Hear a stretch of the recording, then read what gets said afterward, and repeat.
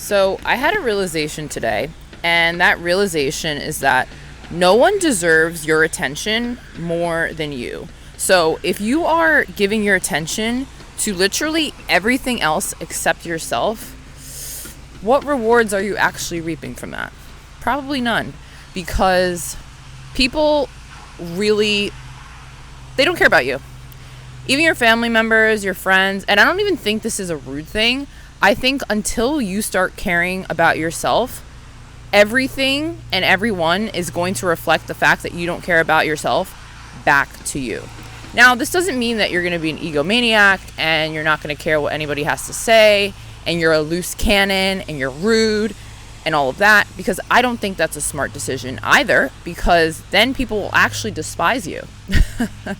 So really, the middle ground is loving yourself so much, having such a strong sense of self that regardless of what anybody has to say about you being you, you're unfazed by it, because it literally doesn't matter.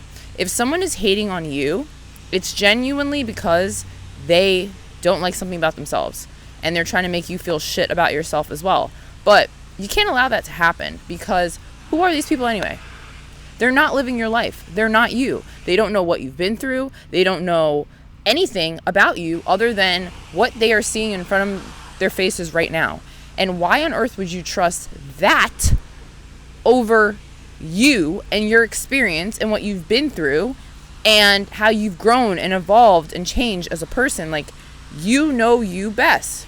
So you should love you the most. It's just a simple thing that I don't think a lot of people grasp, because I think in society we have really been taught that we should be people pleasers. Like, and maybe I'm just speaking for myself and a lot of women. I think women are socialized to be people pleasers and to literally throw ourselves under the bus for other people, specifically men. And it's like, why are you doing that? Does you throwing yourself under the bus for a man get you anywhere? No, it doesn't. Because when I talk to some of these women who are older and who got married for the wrong reasons because society said so and their biological clock and all this stuff, a lot of times they have not the best of things to say about men, because they weren't getting into partnerships for the right reasons. They were getting into partnerships so that they wouldn't be alone. They were getting into partnerships so that they could have kids. They were getting into partnerships because their families strongly suggested that they do so. You have to do things because it comes from a place of alignment. If you're not doing something because it comes from a place of alignment, literally, why are you doing it? Why are you going to that party if you don't want to go to that party? Why are you getting that degree if you don't want to get that degree? Why are you going on a date with that guy or that girl if you don't really like them that much? What's the point of you living your life for other people? There's no point. There's literally no point.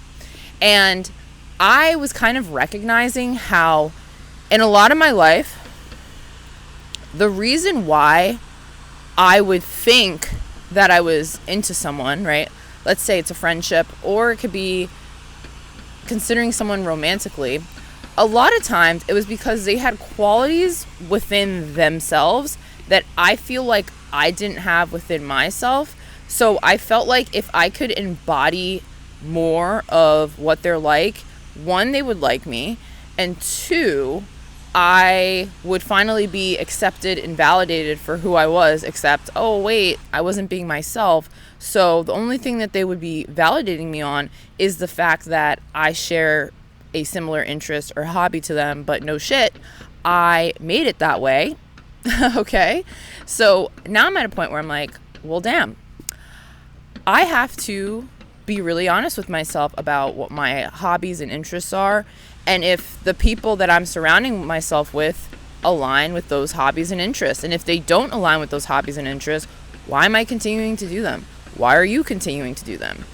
It's like such a crazy society that we live in, because I don't think many people realize how much they've basically hid themselves for most of their lives, because they've been told that that's the only way for them to get some sense of validation. But the thing is, you don't want validation from people who don't know themselves.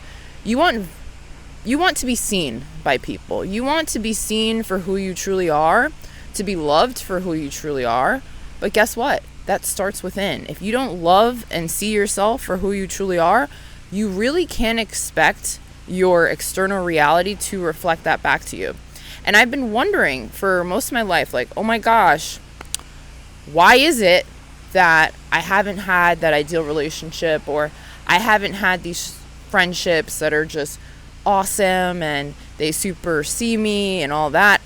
And I came to the realization that it's because I haven't been giving that to myself first. And wow, that's not fun to hear from yourself, okay? Because I think I have also been socialized to see myself as a victim at times. And seeing yourself as a victim doesn't do anything, doesn't get you anywhere. In fact, it keeps you stuck in the same story that is producing the life that you say you don't want, but you're addicted to the story. You're addicted to saying you're a victim. You're addicted to saying, oh, this thing doesn't work out for me. Might work out for other people. It doesn't work out for me. Or, yeah, I'm just going to be single forever. Like, these are stories that you tell yourself because you're addicted to it, because you're actually afraid to tell yourself a new story. And I'm saying this as someone who's literally going through this right now, and I'm realizing I have been addicted to telling myself a story that I don't even like. And why? Because I'm used to it. Simply because I know what to expect from that story. I don't know what to expect from a new story, which is why I've been so apprehensive to actually tell a new story. What if I told the story that I am successful on YouTube, that I am a successful content creator, and that I have all of these different fitness certifications that I genuinely align with and that I love, and that I'm able to teach classes and help people and all of this? Like, what if I told myself that story and I stopped resonating with the story that I don't like? How would my life change? Well, I don't fully know yet, because I'm only just starting to tell myself this story. But the old story that I was telling myself, I know exactly where that gets me, and it's exactly a place that I don't want to be in. And maybe you feel the same about your life. You have to be real with yourself. Like, I think at the end of the day, life is about accountability, and you have to take accountability for the story that you've been telling yourself, and for how that story has been playing out, and for how you haven't really loved that story, but you continue to tell yourself that story anyway, because you'd rather be able to predict what is going to happen next in your life, as opposed to being fully open to the endless possibilities of life and the new story that can set you up in a much different way than anything you've ever anticipated.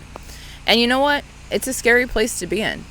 And I think so often when I get to that place where I'm starting to tell myself a new story, I find that those things that I'm really trying to leave behind, they creep back up, and they try to get so loud so that I start to believe that, no, this is my permanent story. But it's not. Like, people change their stories every single day. Like, think about it. I was literally in a corporate job for a month, decided I absolutely hated it and could not do it anymore. The next day I quit, and I was automatically in a different story. Like, it can actually be that easy. And again, no, I'm not telling you to go quit your job. Like, literally don't do that if you're not prepared. And really, if your nervous system isn't prepared, I don't think you should do anything crazy, because it's going to have an adverse effect. That being said, you can change your life literally in an instant. It doesn't take a long time. It just really requires a new decision. And making that decision can take a while, right? It can take years for you to finally decide to move to a new country. But you've been thinking about it for a while. But it's when you make it final and you book the ticket, you put all your stuff in storage, and you just move out there, that's when the story changes. Okay? When you decide, oh my gosh, I want to do something completely different with my life. Instead of being at a company, working a 9 to 5, I actually want to go live a creative life. And I want to travel the world, and I want to make art. Like, that's a decision that you have to make. And it can take a while to get to that decision if there's a lot of subconscious things that you haven't been tending to. And this is why, like, people always say it can be so easy, like as easy as making a decision, but they don't really talk about the fact of what leads up to you making that decision and how that transitional phase can be very difficult and can be very long. But ultimately, I think it's as long or as short as you want to make it. The decision is either made right now or it's made in the future.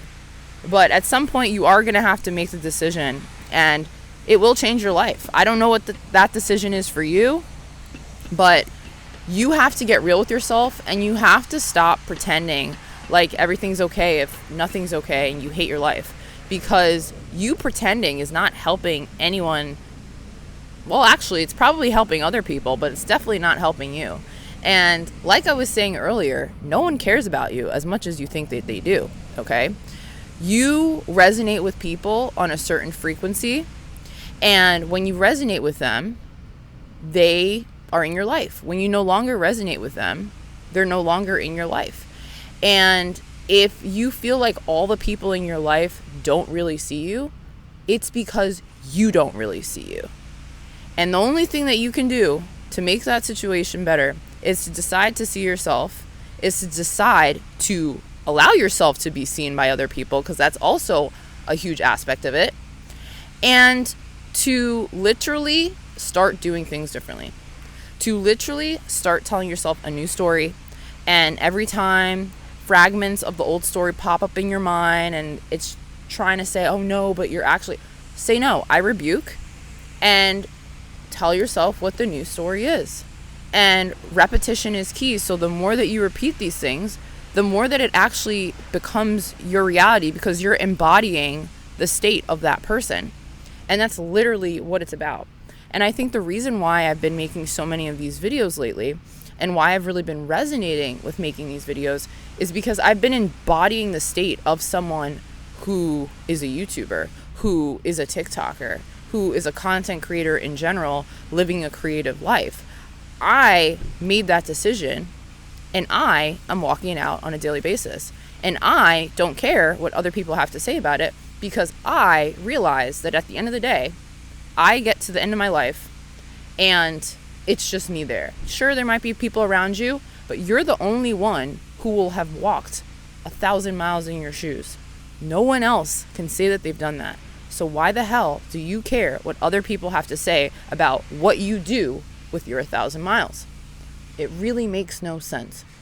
So if you like this video, like, comment, subscribe. I will see you all in the next one. Follow my links in the description, because we love that. And peace out.